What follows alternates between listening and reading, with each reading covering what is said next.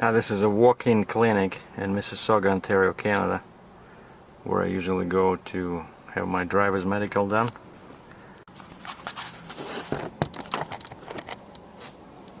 And these guys advertise in most trucking publications here in Ontario. And you get, what happens in Ontario is that we gotta do it every, I think every 3 years. Depending on the class of your license, right? Mine is AZ, as we say in Canada, or AZ, as they say in the States. And you get a little letter like this.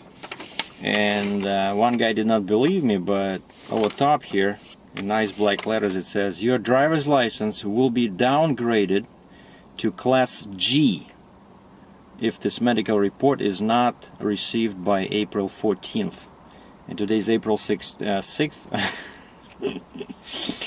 But I managed to pull it off, you know, just 1 week before. So G, you know, you don't even go to DZ, like, which would make sense, because A is a tractor trailer, Z is air brakes, right? So D is a big truck, and I think you can pull a trailer up to 10,000 pounds, I think. Basically, with D, it's pretty much the same. You can drive the same truck, only you're limited in terms of trailers. AZ, I can pull any weight trailer behind me, right? And you would think that they would downgrade your license to D, but no. You go all the way to G, and G in Ontario, that's just driving a car or a light truck up to 10,000 pounds in weight, gross weight. So I can still drive like a tow truck, a taxi cab, you know, like in some countries, like I know in Russia, I'm not sure about now, but back then when I lived over there was two types of car driver's license. There was for hire license, and there was basically personal, and I think it was B as in boy, and right on the license it would say not for hire. And if you wanted to drive, let's say, a taxi cab or a light truck, you had to go to the driving school and get I think a C was for light trucks, or basically it was like CDL, commercial driver's license. So in Canada there's no such distinction, right? So if you have G, you can do whatever you want, as long as the class of your vehicle is covered. So you can drive a pickup truck for hire, you can drive a car, your own car, you can drive a taxi cab. But anyway, all is done, 60 bucks Canadian, so which is pretty good, and I always come here. But now I gotta do another one for a Landstar, and a couple of more stunts like that, and I'm gonna quit Landstar, because, you know, for Canadians, basically we gotta do two tests. You know, if I'm American, I only do DOT inspection, DOT test. But because I'm Canadian, I gotta do the Ontario test, because otherwise my Ontario license will expire, right? Or my class will be downgraded. And then, because I work for Landstar, they don't recognize Ontario tests, right? So I cannot just send it to them. They require me to take a separate DOT test, so I gotta take both. And I think when I started driving, it was for Landstar, it was what, July 2010. I forgot, how often do we do those? Maybe once. Oh, I think I just did one. So I did that when I was hired in 2010, and then I'm pretty sure I did one in 2013. I don't remember, but I know they were close apart. Last time when I had to do the Ontario, and then a few months down the road I had to go and pay again for a DOT test. You know, it's like more money, double the money, double the stress, you know. But to give a few tips about passing the medical, first of all, you gotta set a goal. You know, don't just go on the spur of the moment. That's what I find, you know, especially when you're like after 40, 45, you gotta get ready. So this past few days I didn't drink any alcohol. I didn't, like this morning I didn't drink any coffee. I just had some green tea. And I took some extra doses of some vitamins, you know, like especially B1, B as in boy, B1, which improves your eyesight, and then a couple of antioxidants, like, you know, Selenium, I think, is good, and it even improves your skin. Selenium and that vitamin E, just, you know, just to make you feel better, make you feel more confident. And then the most important tip I can give you guys is the urine test. Because when you go in, the lady just gives you a little can, you know, not more than 10 ounces, and I say, how much do you need? Oh, and she says it doesn't actually matter, even half will be okay. All right, but I know one trick about urine is that the most poisonous part of your urine is the first part, right? So you don't want to scare people, you know. You don't want to you know, have alarms going off and police show up. So basically what you do is, when you start peeing, you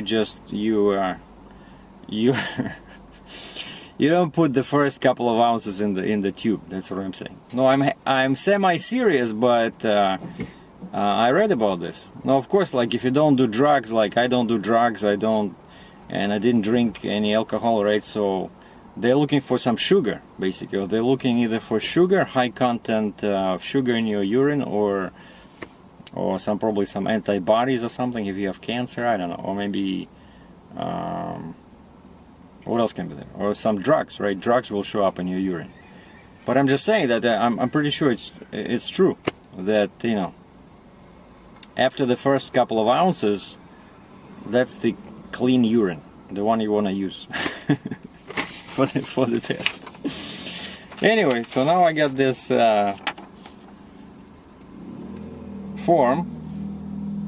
Now I just have to figure out how to get it to the ministry, because today's Sunday, right? And I'm picking up my load for some reason Sunday. Usually people don't load on Sundays, but this is a big steel plant where I'm picking up this 45,000 pound coil, and I got an appointment 8 o'clock. So 8 o'clock today I have to be in this little town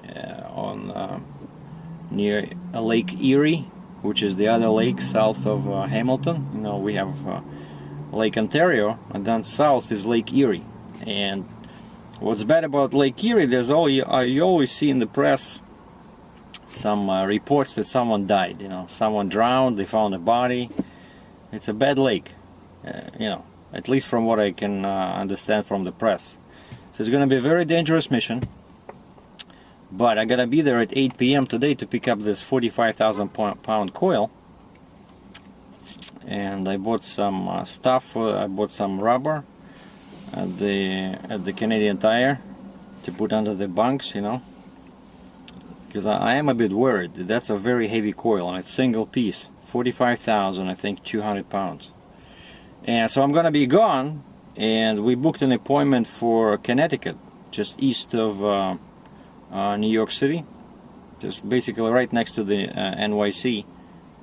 And I gotta be there Tuesday, anytime between 6 and 1. But anyway, what I'm trying to say is that I'm supposed to go with this to the MTO office, or DOT office as they call in the States, right? But here it's MTO, Ministry of Transportation of Ontario. And you bring this, you bring your driver's license, and they update the information on your file, and then you don't get any nasty letters like this again until, I think it's like for the other 3 years. And then I gotta scan this. I gotta scan it, and I'm gonna email it to Landstar, because Landstar also can shut me down, even though they don't care too much about Ontario license, but they want you to be legal in all regards. And for the past few weeks, at the bottom of my pay slip, where they give you all these nice warnings, you know, like, oh, trailer inspection due by, or maintenance report due by.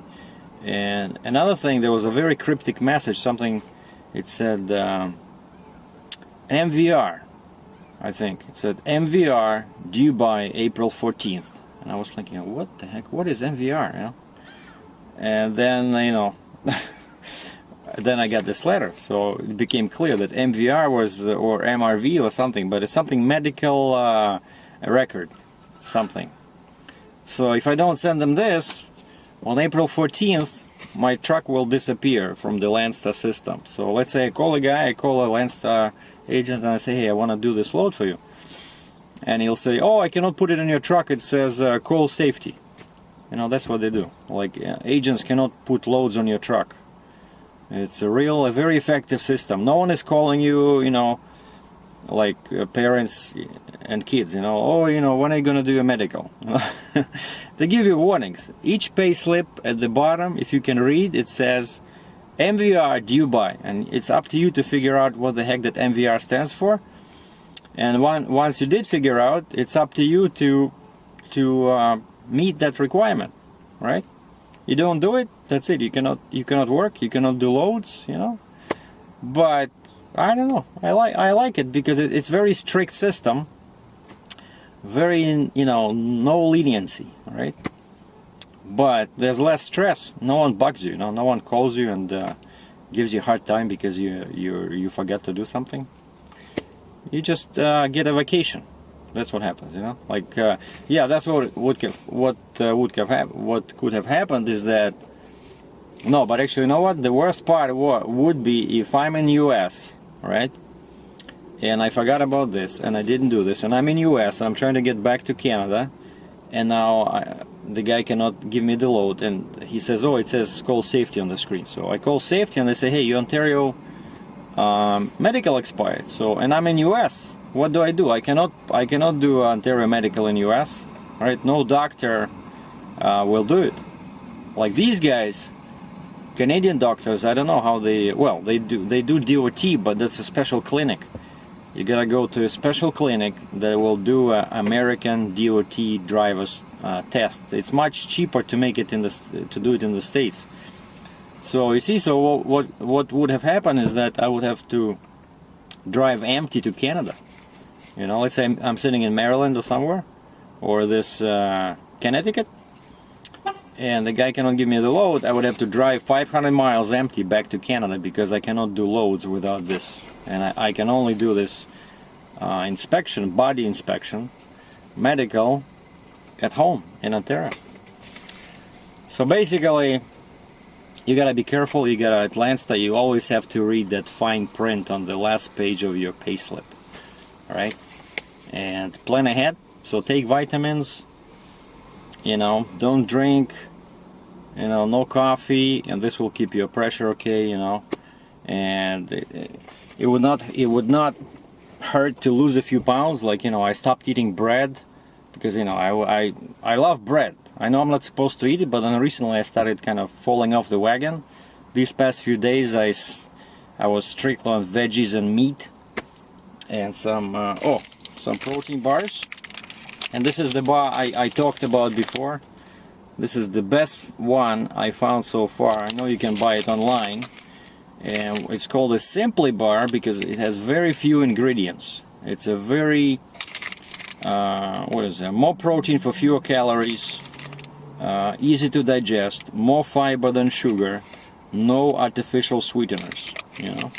And this one has 15 grams of protein, only 1 gram of sugar, and 9 grams of fiber, and 140 calories. And they have them in 5 or 6 different flavors. You know, I love them. It's too bad they don't sell them in US.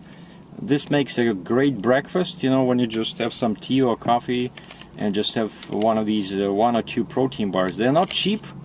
Like this baby here, 40 grams, which is what, less than 2 ounces in weight, is $2.79 Canadian. But it makes you feel good. I don't know, like your body functions okay. But if I eat those bad boys at US truck stop, they have no fiber, they have too much sugar, and it's all chocolate. You know, it's very hard to digest. So maybe I'm thinking I'm gonna buy a box of these, and the box has I think 10 or something, and it's still cheaper than buying that junk at the truck stop in the States. And this is gonna make a good breakfast. So sorry for the long rant, but you know, I'm really happy that I passed this medical, and I'm green lighted for the next few years, and I can do more traveling, more trucking, and do more videos. So stay safe, be healthy. I'm SERGEI DRATCHEV. in Mississauga, Ontario, Canada.